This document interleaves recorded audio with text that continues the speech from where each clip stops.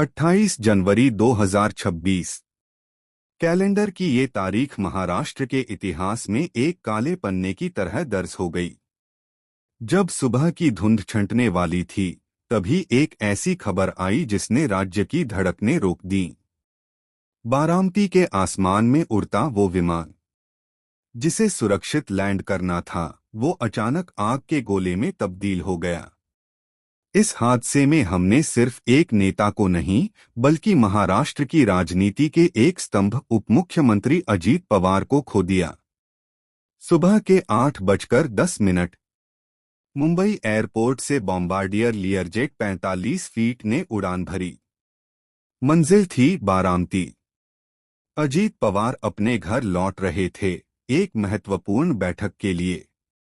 विमान में उनके साथ सुरक्षा अधिकारी विदीप जाधव और 3 अन्य स्टाफ सदस्य सवार थे। आकाश साफ था, लेकिन जैसे ही विमान बारामती के करीब पहुंचा, मौसम ने अपनी चाल बदल ली। घने कोहरे ने रनवे को अपनी आगोश में ले लिया था। ठहराव, विजिबिलिटी बहुत कम थी, लेकिन कैप्टन सुमित कपूर एक अनुभवी पायलट थे। किसी को अंदाजा नहीं था कि अगले कुछ मिनटों में क्या होने वाला है।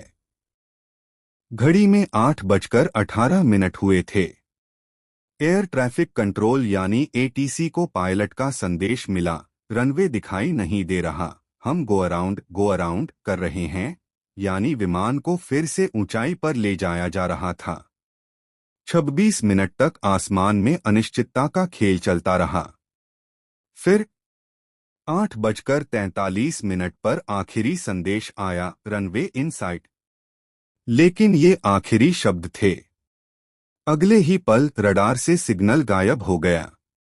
प्रत्यक्षदर्शियों के मुताबिक विमान अचानक बाईं ओर मुड़ा और एक जोरदार धमाके के साथ जमीन से जा टकराया। धमाका इतना भीषण था कि आसपास के गांव दहल उठे। गोजुबावी के ग्रामीण जब तक मौके पर पहुंचे, वहां सिर्फ जलता हुआ मलबा और काला धुआं था।